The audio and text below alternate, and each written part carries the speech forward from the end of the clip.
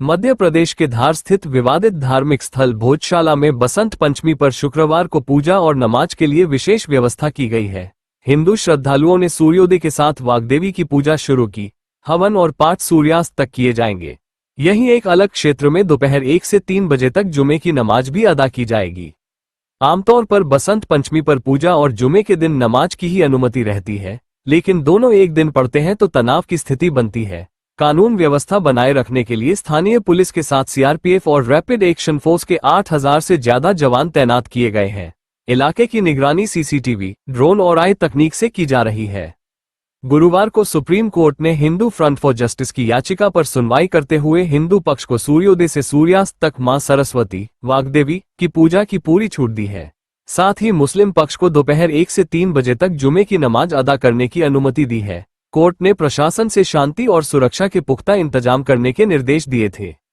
PM Modi ने शुक्रवार को तिरुवनंतपुरम में कहा, जो लोग स्ट्रीट वेंडर्स, सड़क किनारे गलियों में सामान बेचते हैं, इनकी स्थिति पहले बहुत बुरी थी। उन्हें सामान खरीदने के लिए महंगे ब्याज पर लोन लेना पड़ता था। इनके लिए पीएम स्वनिधि योजना बनाई गई। अब लाखों वेंडर्स को जिंदगी में पहली बार बैंक से कोई लोन मिला है। अब भारत सरकार एक कदम आगे बढ़ते हुए इन साथियों को क्रेडिट कार्ड दे रही है। थोड़ी देर पहले केरल के 10,000 साथियों को पीएम स्वनिधि क्रेडिट कार्ड दे रहे हैं। पहले सिर्फ अमीरों के पास क्रेडिट कार्ड होता था, अब गरीबों के पास भी है। स्ट्रीट वेंडर्स के पास भी स्वनिधि क्रेडिट कार्ड है। सरकार अब उनकी गांठ बन रही है। पीएम ने यहां कई प्रोजेक्ट्स का इनॉग्रेशन और शिलान्यास किया। 3 अमृत भारत एक्सप्रेस और एक पैसेंजर ट्रेन को हरी झंडी भी दिखाई। इससे पहले पीएम ने एक 5 किलोमीटर लंबा रोड शो निकाला। कुछ देर बाद रैली को संबोधित करेंगे। प्रधानमंत्री दोपहर बाद तमिलनाडु पहुंचेंगे। यहां से एनडीए के चुनाव अभियान की शुरुआत करेंगे। मोदी मदुरंथकम में एक बड़ी चुनावी रैली को संबोधित करेंगे। ये जगह चेन्नई से करीब 87 किलोमीटर दूर है। प्रयागराज में अविमुक्तेश्वरानंद और माघ मेला प्रशासन के बीच टकराव बढ़ता जा रहा है। इसी बीच अविमुक्तेश्वरानंद ने कहा, जब तक प्रशासन माफी नहीं मांगता तब तक मैं वसंत पंचमी का स्नान नहीं करूंगा। प्रशासन सिर्फ नोटिस का खेल खेल रहा है।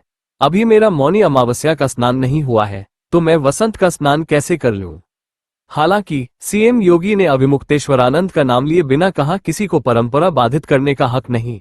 ऐसे तमाम कालनेमी हैं जो धर्म की आड़ में सनातन धर्म को कमजोर करने की साजिश रच रहे हैं। हमें ऐसे लोगों से सतर्क रहना होगा।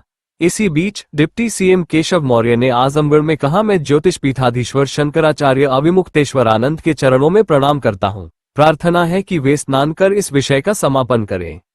दरअसल माघ मेले में आज वसंत पंचमी का स्नान चल रहा है। सुबह 4 बजे से श्रद्धालु डुबकी लगा रहे हैं। संगम नोच पर जबरदस्त भीड़ है। गुरुवार शाम को बाबा रामदेव ने सतुआ बाबा के संग डुबकी लगाई। यहां से अयोध्या पहुंचे। शंकराचार्य विवाद पर कहा, साधुओं को अभिमान नहीं करना चाहिए। विवाद से सनातन का अनादर हो रहा है।